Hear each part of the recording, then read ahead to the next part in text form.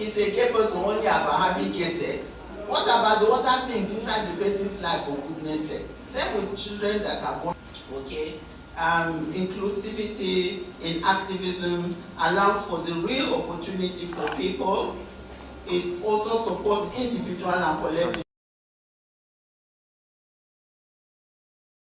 resources, access to resources and opportunities. You know, I was going to spend a little time here to tell you about equitable resources and, you know, as opposed to equality. You know, where you have people who have maybe, everybody is aiming to 100%. Some people have 80% already. Some people have 50% already. Some people have 10%. And some people don't have anything. If you give everybody equal, the person with 100 will go beyond 100. The person with 80 may still go beyond 100. The person with 50 may reach 100. But the person with 0 won't go. And that's why we talk about equitable, you know, distribution of resources. If you reverse all of these benefits, you know, that amounts to exclusion and of our privileges, and then ideologically defined and driven individuals and movements. You know, so when we started the LGBTQ movement in Nigeria, that was the spirit, because I mean, I pride myself to say I'm one of those who began the LGBT movement, and I'm a feminist, so it was not a shock of this. There was Oludare Odumoye, who emerged eventually the executive director of Alliance Rights Nigeria, that is now ICA, you know, and there was Davis Makiala with Change Attitude, who is now in Ghana doing a great job. You know, so when World Foundation recognized the way I was interested in working in an area everybody else was afraid to work with, then they put me in touch with some of these leaders. You know, Patrick was working with SPIN, and then I got in touch with them. That time they were one block. They were not different organizations.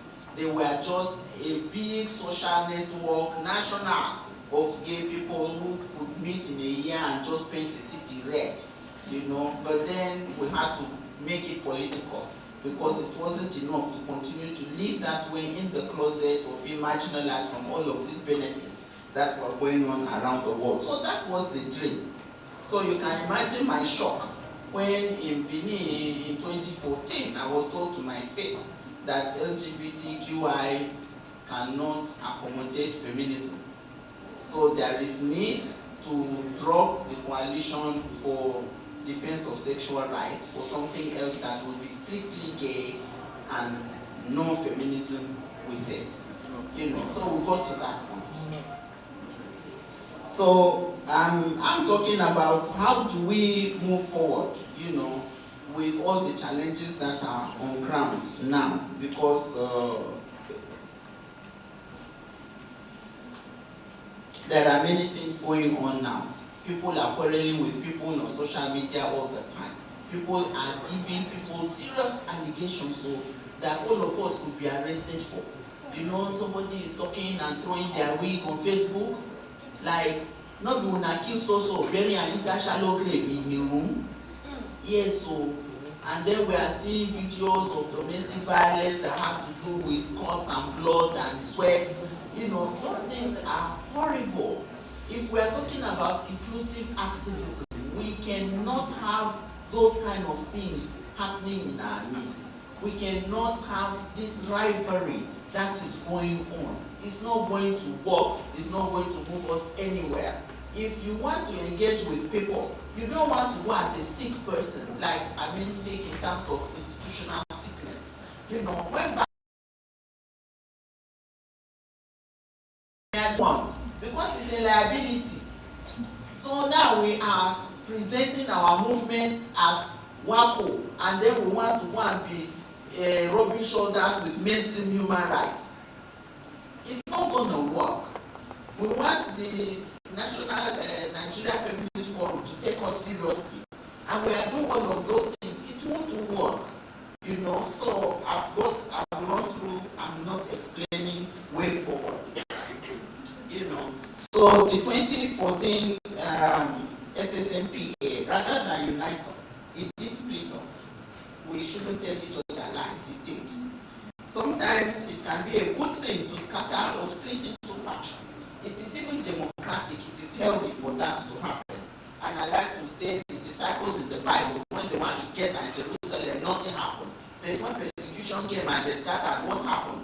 Gospel reached Nigeria. So we can do say, let us scatter, it's a good thing.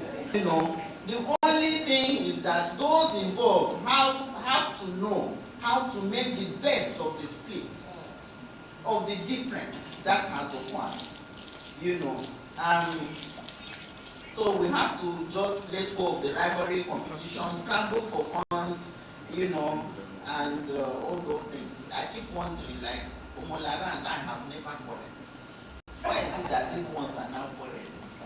You know, silencing and expelling allies, you know, that stood by the population was something that happened after the SSNPA. You know, there were claims that organizations or their leaders that are not openly identified as gay or queer should not lead, you know, interventions on the SSNPA, and that is problematic. But vacating the front lines comes with its costs. There are allies, as allies, there are allies they could engage with, corridors that they can walk.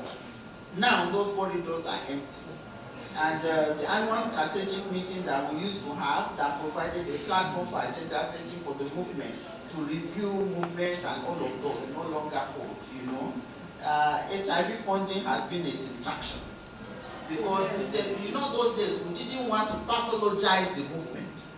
You know, but it's been totally crippled. You know, instead of talking about rights, about how to enter Aso Rock, we are busy with targets that are unrealistic and are chasing communities, and even making gay of people who are not gay, and sex workers of people who are not sex workers, simply because they